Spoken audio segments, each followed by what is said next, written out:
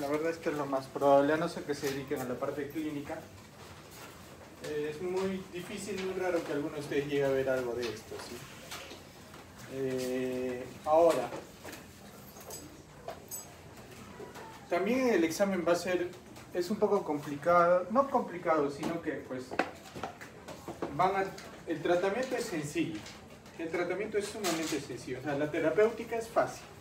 ¿El problema cuál es? Que identifiques el diagnóstico, ¿sí? Quizás ahí sí va a ser un poquito complicado, ¿sí? Entonces, básicamente la mayoría de estas patologías de vasculitis se manejan con corticoides, ¿sí? Con prednisona. La dosis es de 1 miligramo por kilo, habitualmente en todos los casos, ¿sí?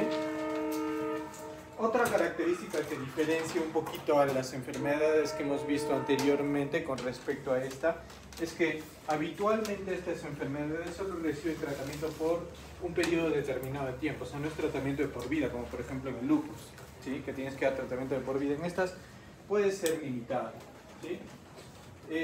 Son enfermedades muy complejas, dan síntomas muy similares todas en realidad. Entonces, por ejemplo, todas van a dar fiebre, todas pueden dar pérdida de peso, todas pueden dar debilidad, ¿sí?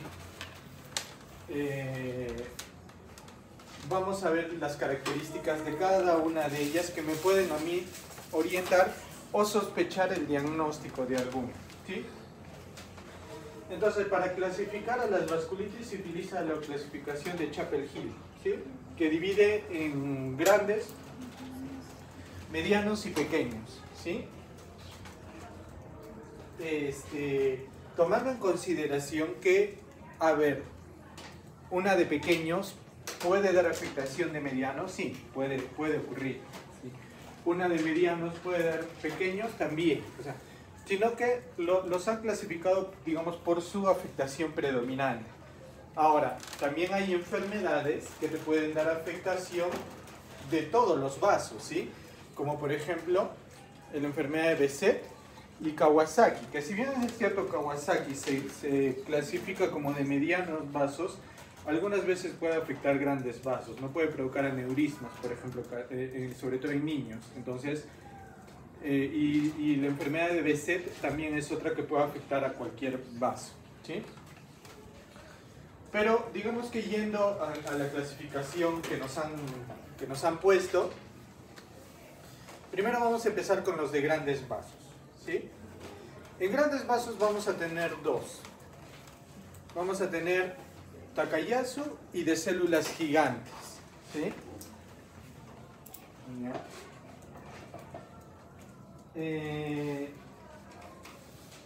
¿Cómo puedo recordar o digamos qué características me pueden diferenciar una de otra, ¿sí? La de células gigantes, ¿a quién creen que afecte más? ¿A adultos mayores o a adultos jóvenes? ¿A quién afectará más? ¿Ah? Si dice células gigantes a mayores, ¿no? Adultos mayores. Entonces es una enfermedad habitualmente de personas mayores, mayores de 50 años. De hecho, es el criterio para hacer el diagnóstico, ¿sí? Si tú tienes un paciente que tiene la edad más de 50, pero habitualmente esta enfermedad da entre los pacientes de 60, 70 años, ¿sí? Pero si es mayor de 50, pues sospechamos que sea una de células gigantes, ¿sí? Y no una no Takayasu, que es el diagnóstico diferencial, ¿sí? Otra diferencia, digámoslo así, que podemos tener entre una y otra es que es la afectación clínica, ¿sí? La de células gigantes también se conoce como arteritis de la temporal, ¿sí? Esa que da a las personas mayores, también se le conoce como arteritis de la temporal. ¿Por qué?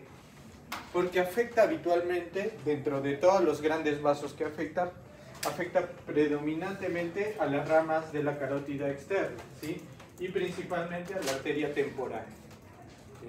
Por eso se le llama arteritis de la temporal. Entonces, es un paciente que va a tener dolores de cabeza, ¿sí? ¿En qué zona creen que será el dolor de cabeza? Temporal, ¿no es cierto? En la zona de la temporal. También pueden referir, sin embargo, dolor occipital.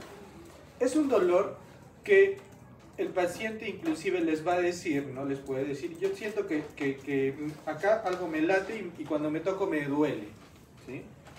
Entonces, ese es uno de los síntomas característicos de la enfermedad, de la temporal, de células gigantes.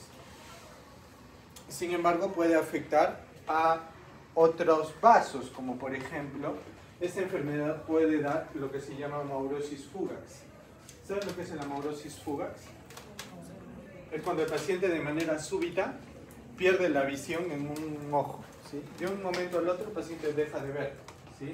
Esa es una manifestación también de la arteritis de la temporal, de la arteritis de células gigantes, que puede afectar de manera súbita la visión. De hecho, esta afectación se considera una emergencia médica, ¿sí? Es una emergencia, ¿sí? La arteritis de la temporal de células gigantes es una enfermedad, vaya que muy autolimitada, o sea, no es muy grave, tiene un curso, digamos, benigno, por así decir, que se caracteriza sobre todo por cefaleas, ¿sí? Cefaleas y sensaciones vertiginosas.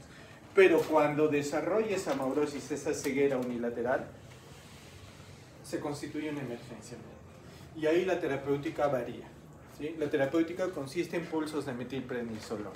Y ya no vamos a utilizar prednisona a dosis alta, sino vamos a utilizar pulsos de metilprednisolona de manera urgente. Entre 500 a 1 gramo por día por 3 días, ¿sí? Y luego de esos, luego de haber administrado, digamos, esa megadosis, lo voy a continuar con la dosis habitual de 1 miligramo por kilo por día de prednisona, ¿sí? Cuando el paciente desarrolle esa condición que, digamos, constituye una emergencia médica. Para el resto de casos, una vez que yo diagnostique esta enfermedad, se recomienda dar prednisona a la dosis que les menciono, ¿sí? 1 miligramo por kilo por día, ¿sí? Y además se recomienda administrar aspirina para el manejo del dolor.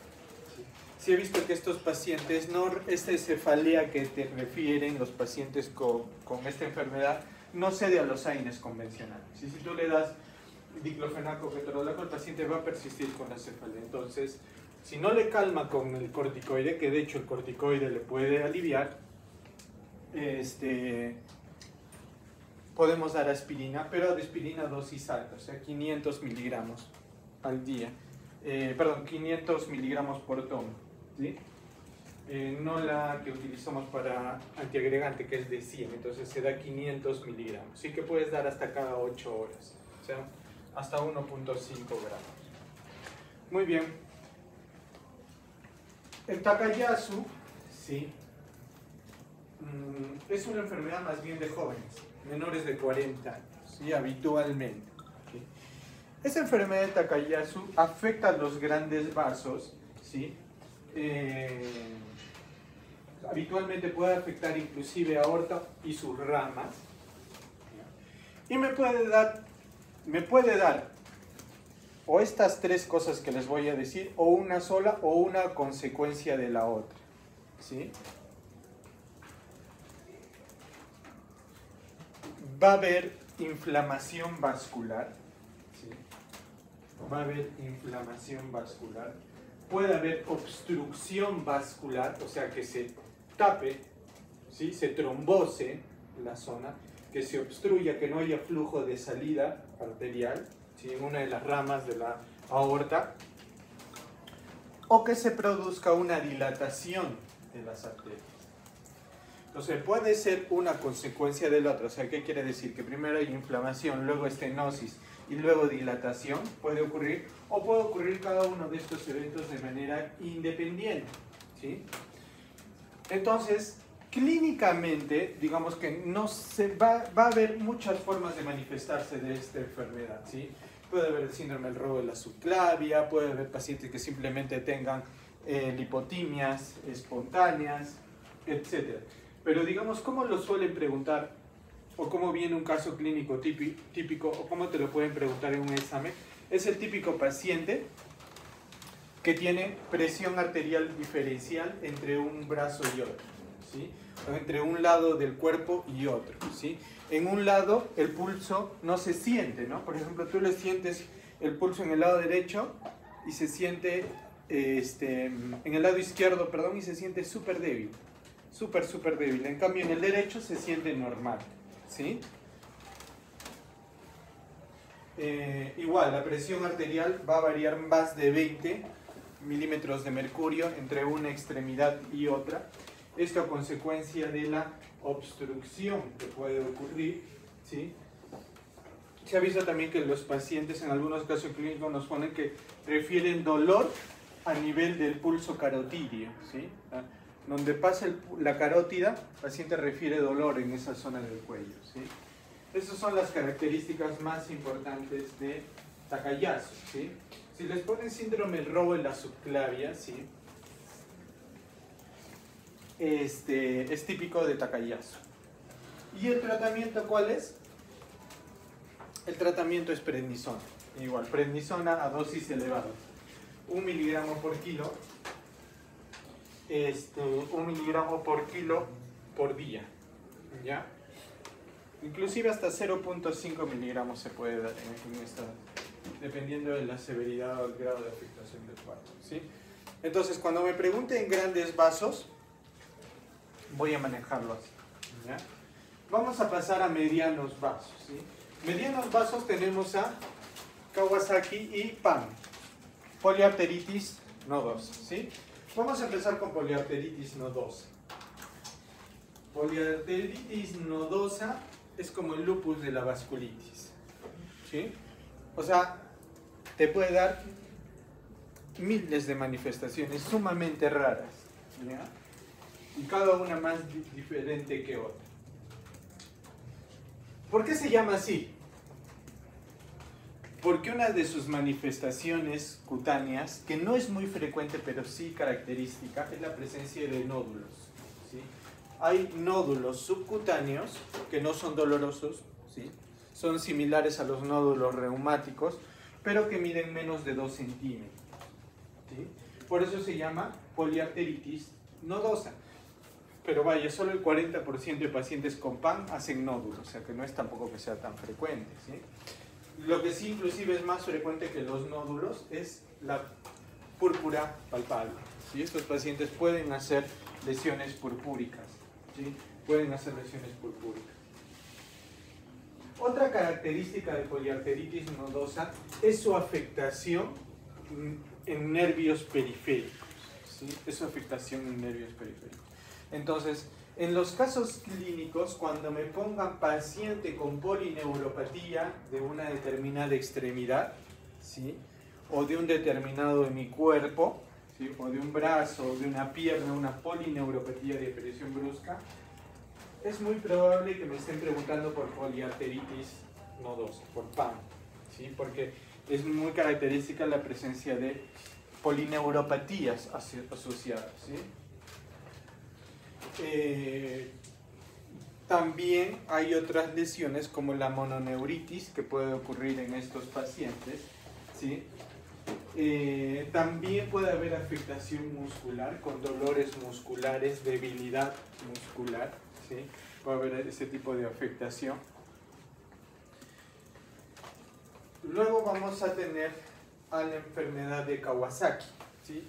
Que la estudian mucho en pediatría. Es una enfermedad que, si bien es cierto no es exclusiva, es más frecuente en niños, ¿sí? Y les van a preguntar el típico caso del niño, ¿sí? Con lengua presa.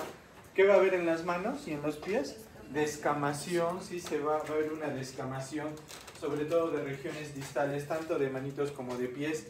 El paciente va a tener la presencia de una púrpura, ¿sí? Una púrpura en predominio en tronco, ¿sí? Y en extremidades. Y puede haber, a consecuencia de la vasculitis, afectación cardíaca, ¿sí? Con la presencia de aneurismas, ¿ya? Con la presencia de disecciones aórticas, con la presencia de obstrucciones coronarias que puede llevar a infarto agudo coronario en niños, inclusive, lo cual es muy peligroso y lo cual justifica la terapéutica que se le da, ¿sí? Los niños con Kawasaki, cuando es una enfermedad leve, ¿sí?, simplemente necesitan hidratación y aspirina nada más, ¿sí?, ácido acetilsalicílico, a dosis altas, a dosis antiinflamatorias, ¿sí?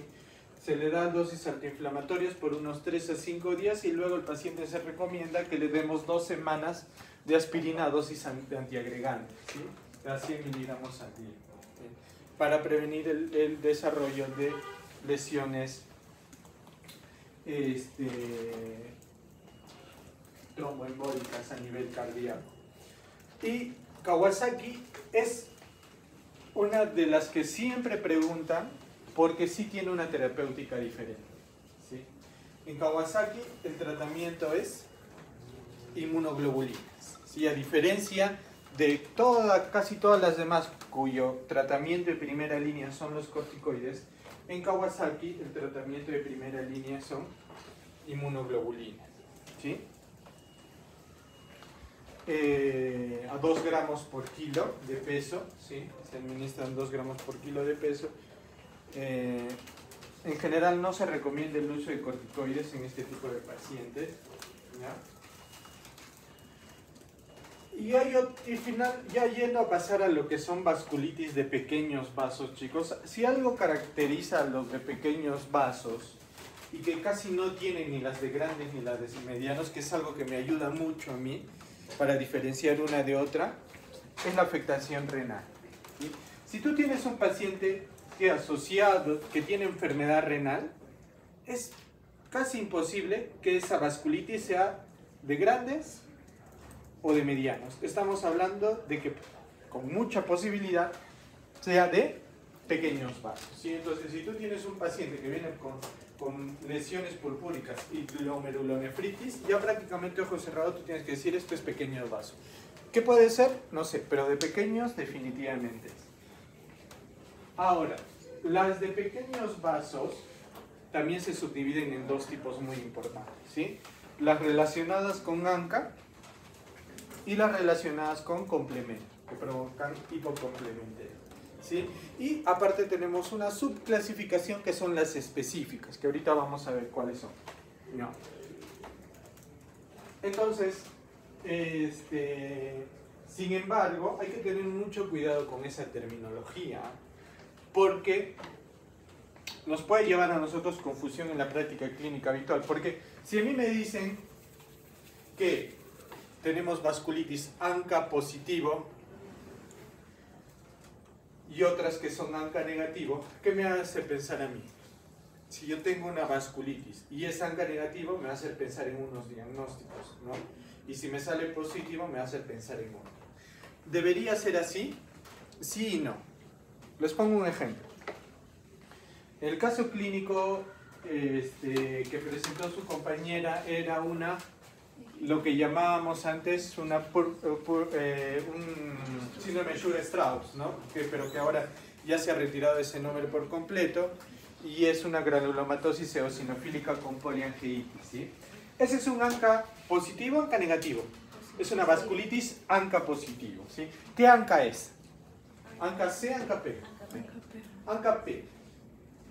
Todas las vasculitis ANCA positivo son ANCA MPO, que tampoco ya no se dice P, ahora es antimieloperoxidasa, anti-MPO, ¿sí? Pero como es MP, ¿se acuerdan? P.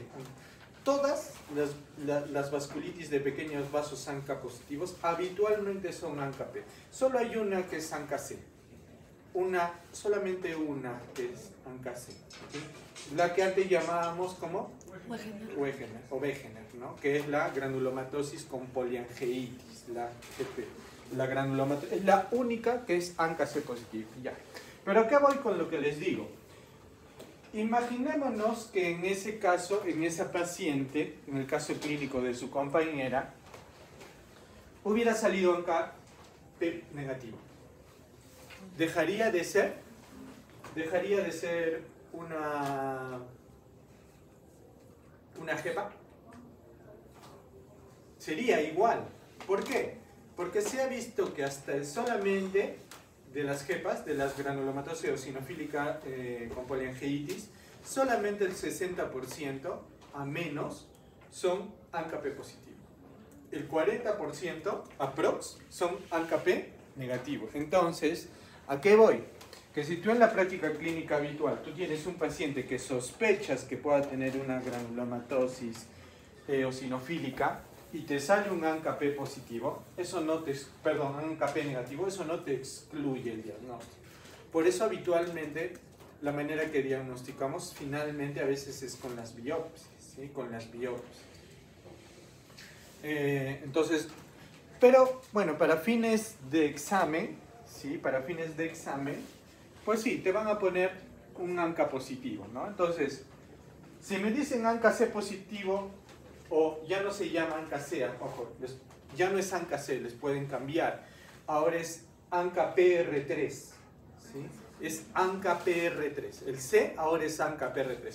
Entonces, si les ponen en un caso clínico paciente ANCA-PR3 positivo, ¿qué les están diciendo?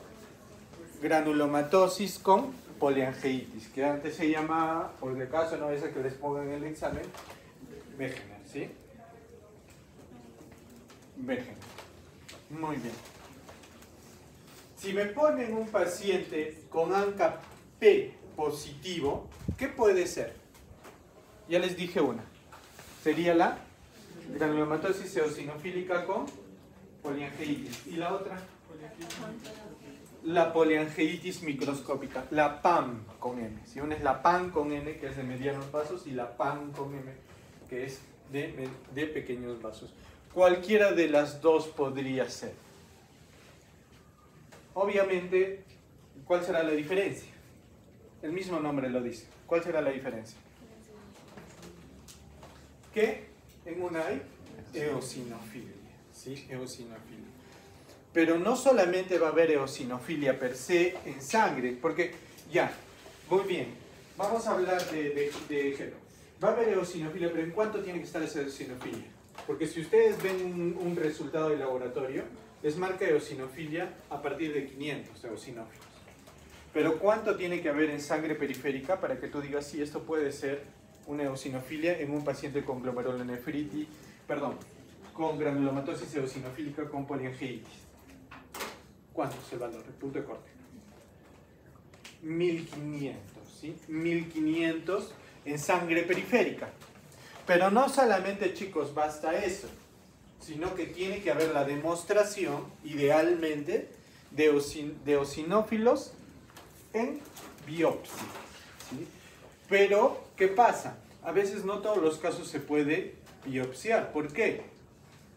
Porque esta glomerulonefritis, perdón, porque esta granulomatosis eosinofílica con poliangeitis a veces no da afectación orgánica. A veces no da afectación orgánica, solo me da un cuadro sistémico de púrpura, no, de solamente debilidad, fiebre y pérdida de peso, ¿sí? Y síntomas asmáticos nada más, y eosinofilia. Si yo tengo suerte y el paciente la mala suerte de que tenga afectación renal, yo le hago una biopsia renal y me va a salir que los glomérulos están infiltrados con eosinófilos.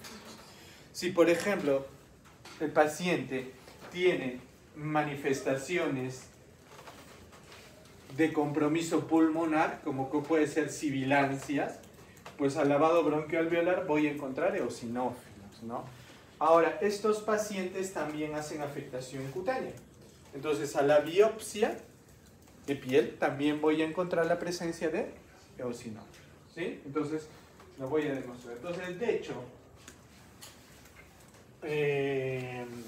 hay una forma de cómo diagnosticar esta enfermedad que te dice que tienes que tener un paciente que tenga eosinofilia, que tenga síntomas de asma o rinitis alérgica y además la afectación de dos órganos, aparte del pulmón.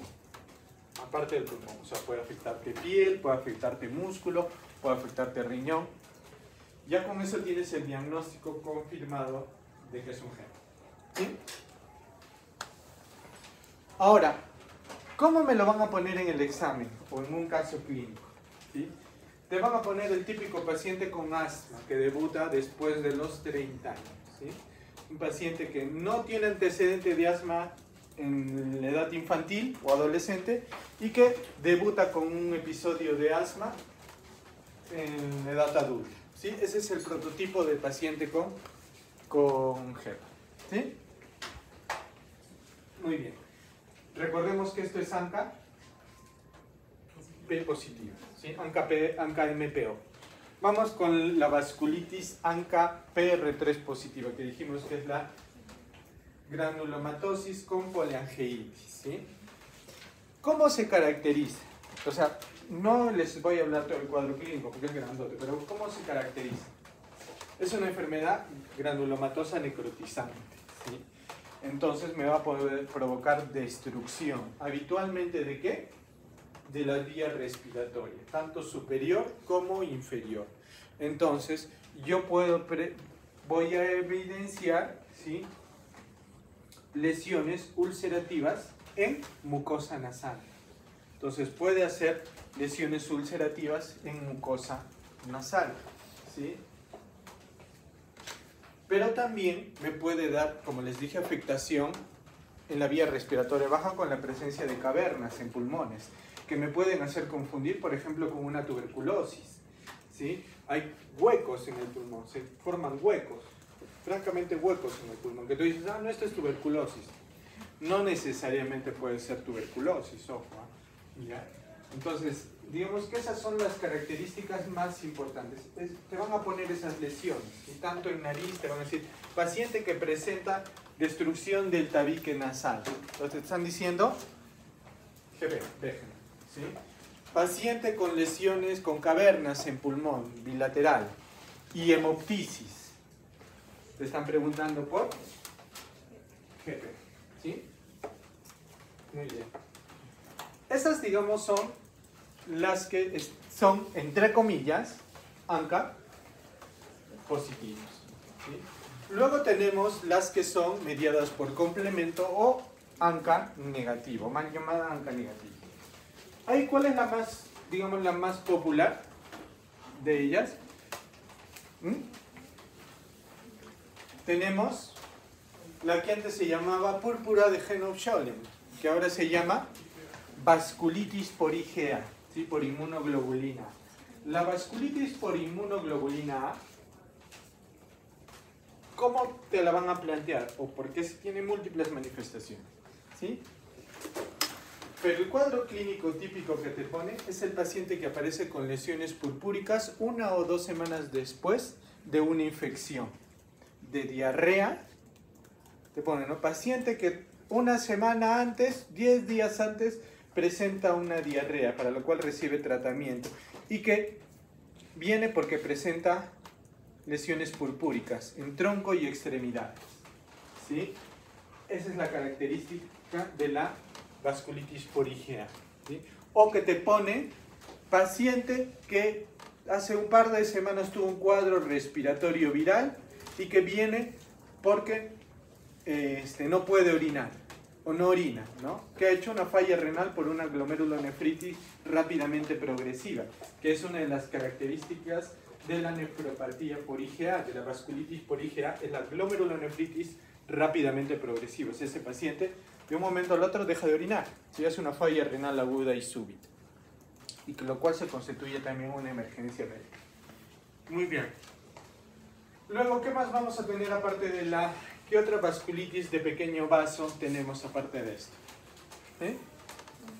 Lo que antes se llamaba el síndrome de Goodpasture, ¿sí?, que ahora es la vasculitis anti-MBG, antimembrana basal glomerular, ¿sí?, la vasculitis contra antimembrana basal glomerular, que se llamaba antes la enfermedad de Goodpasture, o que también se llama el síndrome pulmón-riñón, ¿sí? ¿Por qué? Porque el cuerpo ataca la membrana basal glomerular, que básicamente la tenemos en riñón y en pulmón. Entonces, ¿por qué viene el paciente? Porque sangra por esos dos sitios. O sea, es el típico caso clínico que te ponen paciente con hematuria y hemoptisis. Si te ponen en el caso clínico paciente con hematuria y hemoptisis, ¿qué te están diciendo? Enfermedad antimembrana basal glomerular, ¿no? Es una vasculitis de pequeño vaso mediada por complemento, ¿sí? Esa es la principal característica, ¿sí? Me va a dar una glomerulonefritis, en estos casos, ¿sí? Asociado a lesiones a nivel pulmonar que van a producir hemoptisis, ¿sí? ¿Qué más vamos a tener? De pequeños vasos, la vasculitis crioglobulinémica, ¿sí?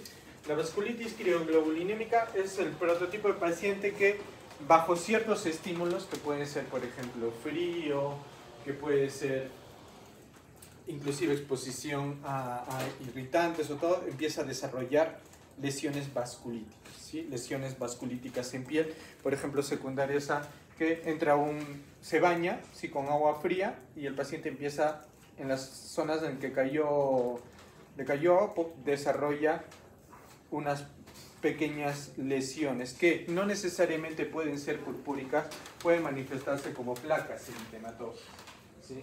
Placas eritematosas que a veces los hacen confundir con urticaria cuando en realidad es vasculitis, ¿sí?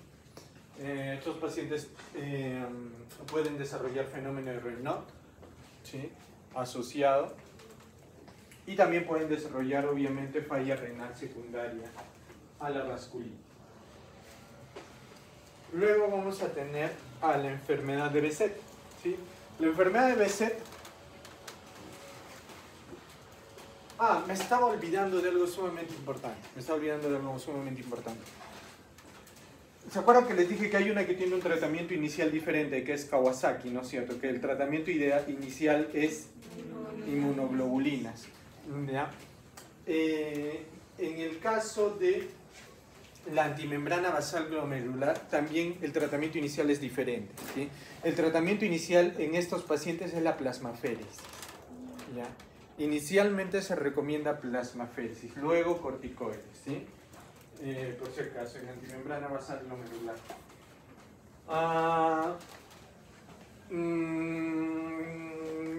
Behçet, ¿sí? La enfermedad de Behçet te van a presentar del paciente, es una vasculitis que puede afectar cualquier vaso, no es específica de uno. Behçet te va a afectar predominantemente, o como te lo van a colocar el caso clínico, es en la presencia de úlceras dolorosas en mucosa oral y genital, ¿sí? La presencia de úlceras dolorosas en mucosa oral o mucosa genital, ¿sí? ¿Se acuerdan que otra enfermedad daba úlceras pero no dolorosas? Úlceras mucosas pero no dolorosas. ¿Qué enfermedad me daba? ¿Se acuerdan? Úlceras mucosas que no dolían. Es un criterio clínico para el diagnóstico. Lupus, ¿sí? Lupus eritematoso sistémico me da lesiones en mucosa oral sin dolor. Entonces eso me ayuda mucho a diferenciar de Behçet. Entonces, si yo tengo unas úlceras que duelen, estamos hablando de Behçet.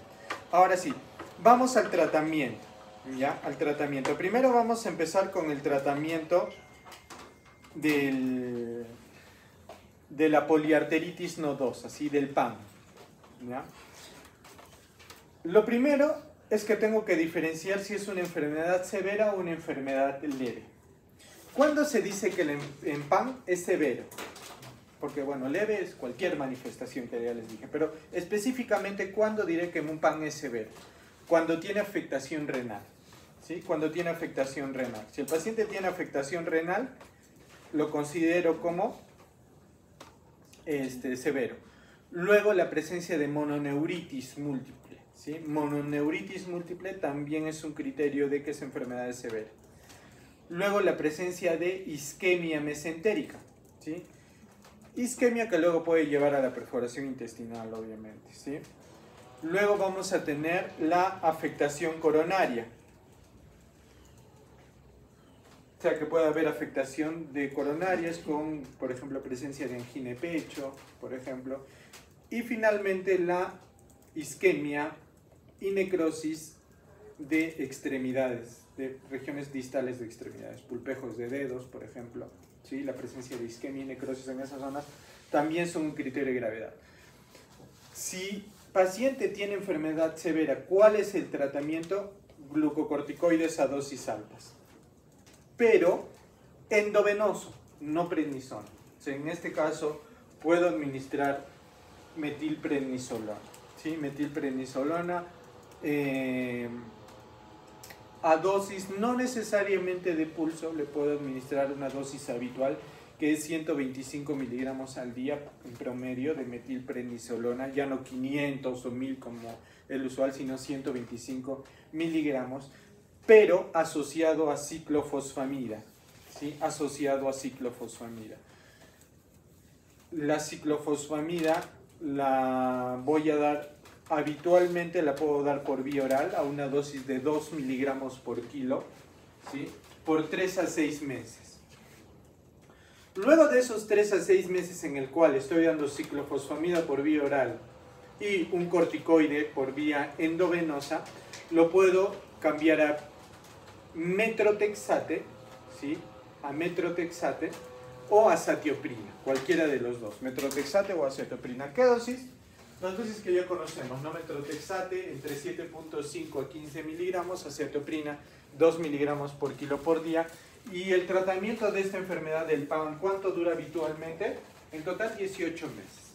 Entonces, un esquema es, por ejemplo, dar 3 meses de corticoide endovenoso asociado a ciclofosfamida oral, completo esos 3 meses y el resto de meses, hasta completar 18, le voy a dar o metrotexate o azatioprina, ¿sí? ¿Por qué no se recomiendan corticoides? Porque se acuerdan lo que les dije de corticoides. Los corticoides, ¿cómo se deben dar? La menor dosis posible y el menor tiempo posible. ¿Que cuánto es ese menor tiempo posible? 3 meses, y no más de 3 meses. Por eso, a los 3 meses ya debo cambiarlo a azatioprina, ¿sí? O dar metrotexate. Muy bien. Pero chicos, esto, ojo, es si es que es una enfermedad severa. Pero que hay que sea una enfermedad leve, que digamos no tenemos mayor afectación, ¿sí?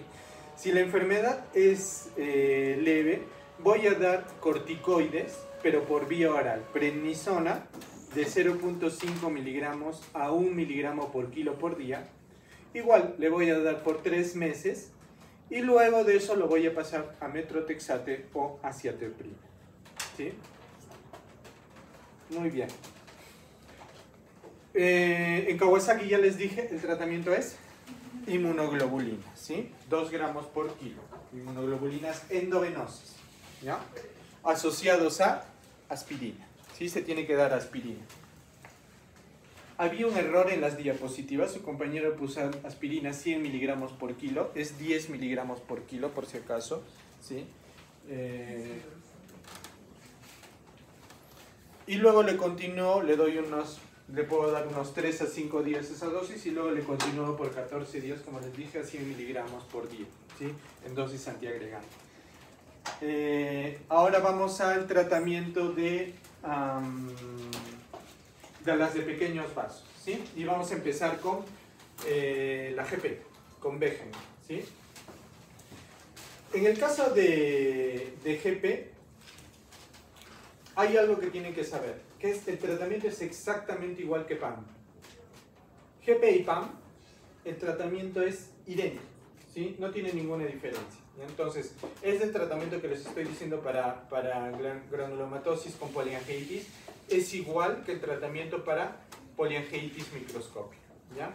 Entonces, primero yo tengo que definir si mi paciente tiene una enfermedad severa o una enfermedad leve, ¿ya? Entonces, si tengo una enfermedad severa, ¿cuándo diré que es severa? Cuando, por ejemplo, el paciente me hace glomerulonefritis. Si mi paciente me hace glomerulonefritis, ya. No creo que esto les pregunten, esto no va a venir en terapéutica, pero por ahí de repente en un examen de NAM o de salud les preguntan esto, ¿ya? Si les dicen qué vasculitis produce glomerulonefritis, focalis segmentaria, ¿sí? Porque casi todas las vasculitis, la mayoría, producen, cuando hacen glomerulonefritis, habitualmente hacen rápidamente progresiva, ¿sí? Rápidamente progresiva, pero Wegener es una de las únicas que hace una glomerulonefritis focalis segmentaria, con presencia de semilunas, ¿sí? Si te ponen eso, te están preguntando por glomerulonefritis, por granulomatosis con polyangiitis, con GP, ya enfermedad de Wegener. Tengan cuidado con esto. Entonces, si yo tengo alguna de estas manifestaciones, ¿cuál es el tratamiento de primera línea? Pulsos de metilprednisolona, ¿sí? Pulsos de metilprednisolona. Si no funcionan los pulsos de metilprednisolona, ciclofosfamida, como segunda elección, ¿sí? Ciclofosfamida. A las dosis que ya saben que hemos manejado para lupus, ¿sí? 1 gramo por metro cuadrado de superficie corporal, ¿sí? Ciclofosfamida se da no tanto por kilo, sino se da por metro cuadrado de superficie corporal. Y si no funciona ciclofosfamida, o si yo decido administrarlo, puedo usar rituximab, ¿sí? Rituximab a dosis de 1 gramo, ¿sí? ¿Cuándo yo decido utilizar rituximab de acuerdo a las guías en vez de ciclofosfamida? Lo que dicen las guías es cuando mi paciente sea ANCA positivo, o sea, le ha salido el ANCA-PR3 positivo, es mejor que use rituximab a que use ciclofosfamida, ¿sí? Cuando también se sugiere dar rituximab, cuando hay afectación renal, ¿sí? Cuando hay afectación renal se recomienda dar ese tratamiento. Luego de dar los pulsos, yo le voy a dar una terapia de mantenimiento con dosis altas de corticoides de prednisona a 1 miligramo por kilo por día, ¿sí? 1 miligramo por kilo por día, ¿sí? Y luego lo voy a ir bajando luego de 3 a 6 meses, igual, 3 a 6 meses de tratamiento con esa dosis, y luego lo voy a dejar una dosis de mantenimiento con corticoides, que puede ser 5 miligramos al día, dosis bajitas, prednisona 5 miligramos al día. Le puedo dejar también metrotexate o azatioprina, ¿sí?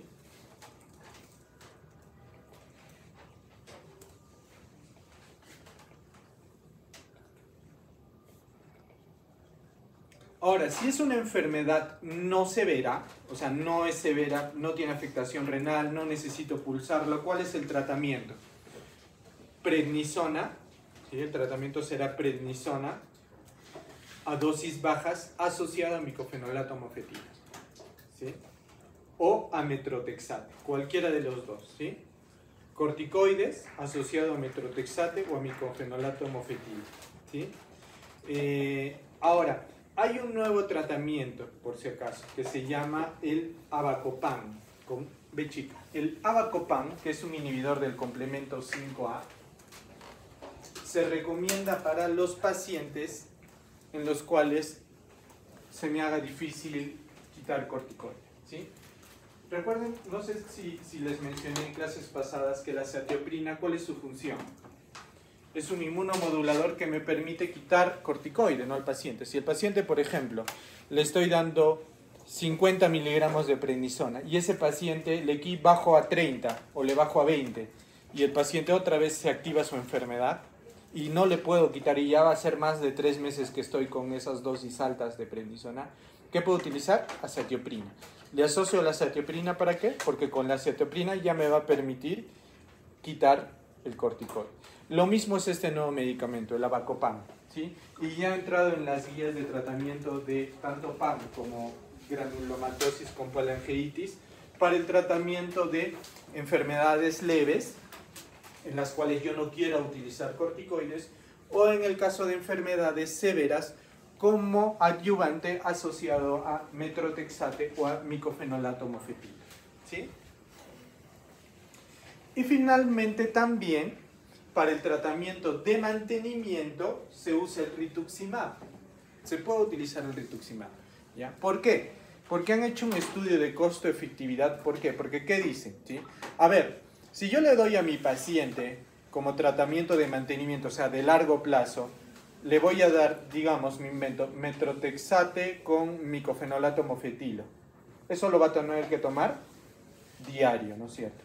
Entonces han hecho el cálculo de cuánto suma económicamente darle todos los días micofenolato mofetilo con metrotexate y lo han comparado con administrar rituximab una vez cada 6 meses. Y han visto que el costo es casi similar. Entonces, que recomiendan las guías, que si tu paciente tuvo una enfermedad severa y le iniciaste rituximab, le puedes continuar con la terapia de mantenimiento con rituximab administrando una vez cada 6 meses. ¿Por qué? Porque el costo te va a salir lo mismo que darle metrotexate con micofenolato mofetilo diario. Entonces también se puede utilizar el rituximab como terapia de mantenimiento para PAM o para Wegener. ¿Sí? Muy bien. La otra vasculitis ANCA positivo es la que viene con eosinofilia, ¿sí? La GEPA, ¿sí? La GEPA, granulomatosis eosinofílica con polangitis. ¿Cuál es el tratamiento de esta enfermedad? Corticoides, igual. Entonces, si yo tengo una enfermedad severa, se recomienda o dar prednisona a dosis de 1 miligramo por kilo por día, o dar ciclofosfamida o dar rituximab, ¿sí?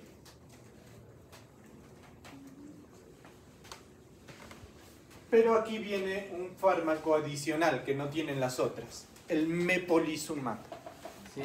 Que es característico exclusivamente de esta enfermedad, el mepolizumab. El mepolizumab es un anticuerpo monoclonal contra la interleucina 5, ¿sí? Que se utiliza en asma. Y idealmente se diseñó para asma refractario y tratamiento, ¿sí?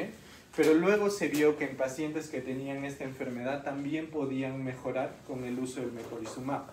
Entonces ahora ya ha entrado como tratamiento alternativo para este tipo de pacientes, ¿sí? Sobre todo en pacientes que tienen GEPA, cuya enfermedad principal, su afectación principal es respiratoria, ¿sí? Sin embargo, si la afectación es renal, no se recomienda, ¿sí? Se recomienda o que me vaya por corticoides o que me vaya por ciclofosfamida, ¿sí? Entonces, ahora, al igual que con los otros el mepolizumab es caro, pero se ha visto que se puede utilizar como terapia de mantenimiento porque se puede administrar una vez al mes, nada más. Entonces el costo se abarata un poco, ¿sí? Pero idealmente para el mantenimiento de esta enfermedad se recomienda o metrotexate, o azatioprina, o micofenolato mofetilo, cualquiera de los tres, o metrotexate, o azatioprina, o micofenolato mofetilo, ¿sí? Para el tratamiento de mantenimiento. ¿Cuánto dura el tratamiento en esta enfermedad? 2 años, ¿sí? El tratamiento debe darse por 2 años, como mínimo, ¿ya? Pero si el paciente ya está compensado y ya no tiene manifestaciones, por ejemplo, se curó del asma, con 2 años de tratamiento y no necesita más. No hay que darle más terapia de mantenimiento. El tratamiento no es de por vida, ¿sí? Muy bien. Ahora, con respecto a la enfermedad antimembrana basal contra el IgA, mejor dicho, vamos a contra el IgA. ¿Qué le vamos a dar de tratamiento? ¿Sí? Estos pacientes, si tienen una enfermedad, ¿sí? Esto sí es habitualmente preguntado, chicos, ¿eh? Les ponen un caso clínico en el examen, ¿ya? Y les dicen, paciente que, ¿no? 2 semanas antes presenta deposiciones líquidas y es traído por la mamá porque le padecen lesiones purpúricas en tronco y en extremidades, ¿sí? Les ponen, no se realiza biopsia de piel, la cual encuentra depósitos de inmunoglobulina A, por lo cual se concluye una vasculitis por inmunoglobulina A, ¿sí? Paciente, les ponen no creatinina normal, no refiere ninguna otra molestia. ¿Cuál es el tratamiento? Pulsos de metilprednisolona, ¿sí? Ciclofosfamida, metrotexate, prednisona a dosis bajas o paracetamol. ¿Cuál sería la respuesta? Ojo, es una vasculitis, ¿eh? ¿Lo pulsaremos? ¿Solo tiene afectación dérmica? No, pues no lo vas a pulsar, ¿no? ¿Le darás ciclofosfamida, que es más tóxico todavía? Menos, ¿sí? Le daremos prednisona 5 miligramos, dosis bajas, la mínima que tenemos. Podría tener sentido, pero no, es paracetamol. ¿Ya? La respuesta, por si acaso, es paracetamol. Eso les encanta preguntar, en pediatría sobre todo. ¿Ya? Entonces, si tenemos una vasculitis por IgA en la cual solo hay afectación dérmica y fiebre y el resto es normal, esa es una enfermedad leve. Y eso solamente se maneja con sintomáticos. O sea, dar paracetamol para bajar la fiebre y se puede utilizar un AINE. ¿Ya? Obviamente el AINE, siempre y cuando no haya compromiso en el riñón, ¿sí? Porque recuerden que los AINE son nefrotóxicos, ¿sí? Eso si es una IgA que me afecta solo piel. Pero si ya empieza a haber compromiso gastrointestinal, o sea, el paciente empieza a desarrollar dolor abdominal, dolor tipo cólico, las diarreas persisten, tiene obstrucción intestinal, signos de obstrucción intestinal, signos peritoneales, como que si estuviera perforando, o empieza a tener dolor articular, ahí sí ya hay que iniciar corticoides, ¿sí? Ahí ya iniciamos corticoides. ¿Y voy a dar corticoides a 5 miligramos por kilo? No, tengo que dar corticoides a dosis altas. 1 a 2 miligramos por kilo por día. Idealmente 1 miligramo por kilo por día, porque la dosis máxima es 60. O sea, doctor, si yo tengo un paciente que pesa 100 kilos, ¿no le puedo dar 100? No, le das 60. 60 miligramos de prednisona como máximo, ¿sí?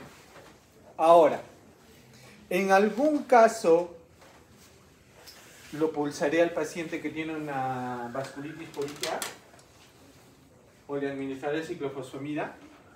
Sí, cuando tiene falla renal. Cuando el paciente realiza falla renal o el paciente te ponen, en algunos exámenes, si no me equivoco, recién me pusieron este dato, hematuria persistente.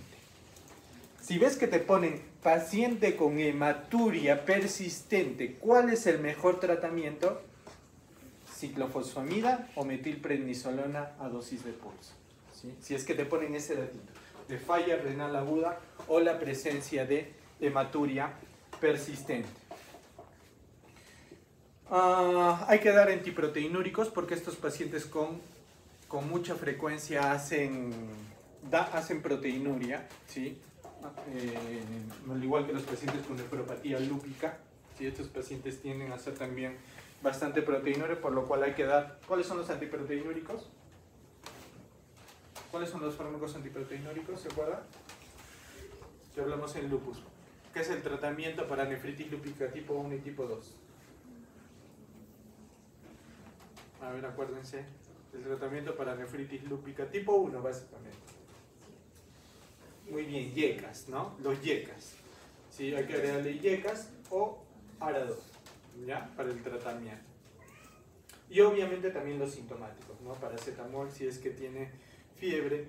Ahora, si te ponen un caso en el cual te dicen paciente con fiebre, hematuria, y te ponen dentro de las alternativas, ojo, paciente con nefritis IgA, te dicen paciente con, ¿cuál sería el mejor tratamiento? Y te ponen ciclofosfamida más paracetamol, pulsos de metilprednisolona más naproxeno, pulsos de ciclofosfamida más ibuprofeno. ¿Cuál sería la respuesta?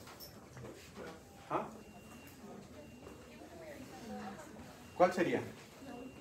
La primera, ¿por qué? Porque no puedes utilizar AINES porque el paciente está con compromiso renal, está con hematuria, tiene compromiso renal. Si usas AINE, le vas a empeorar la función renal. Entonces tienes que utilizar o tramadol o paracetamol, ¿sí? Metamizol, ojo, por si acaso, metamizol está considerado como AINES, tampoco se recomienda dar en pacientes con afectación renal. Entonces debemos tener mucho cuidado, ¿sí? Ahora, cuando hablemos de antimembrana basal glomerular, como les dije, el tratamiento de primera línea, ¿cuál es? Plasmaféresis, ¿sí? Hay que hacer plasmaféresis. Si por A o por B no se puede hacer plasmaféresis, ¿cuál es el tratamiento? Corticoides, ¿sí? Corticoides a dosis de 1 miligramo por kilo por día, ¿ya?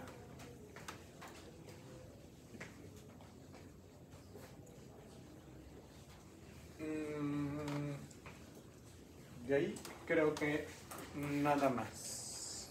¿Alguna pregunta? Háganse un cuadrito para que sea más fácil su estudio, de la clínica más característica de cada una de estas vasculitis, ¿sí? Y pónganle al lado el tratamiento. Repasen bien el tratamiento porque, a ver, si te van a preguntar algo de terapéutica, es muy probable que te pregunten por Kawasaki, que te pregunten por IgA, o que te pregunten por antimembrana basal molecular. ¿Por qué? Porque son los que tienen terapéutica un poquito diferente, ¿sí? Y de los otros, más que preguntarte por el tratamiento, es más que tú deduzcas cuál es el diagnóstico, ¿sí? ¿Cuál es el diagnóstico? Y estos pequeños detalles, ¿no? AINES no usar en pacientes con enfermedad renal, ver qué enfermedad afecta riñón, cuál no afecta riñón, ¿sí? ¿En qué casos usas aspirina para manejo del dolor? ¿En cuáles dijimos que se maneja aspirina? En Kawasaki, arteritis de células gigantes, ¿sí? En la de células gigantes, en la de temporal, ¿sí? En estas utilizamos aspirina, ¿sí? Para el manejo del dolor y también como antiagregante. Listo, muy bien chicos. Entonces ya saben que el examen es el miércoles, ¿no?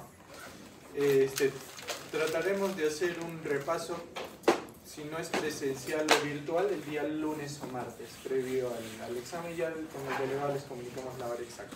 ¿Ya? Muy bien, nos vemos entonces la próxima semana.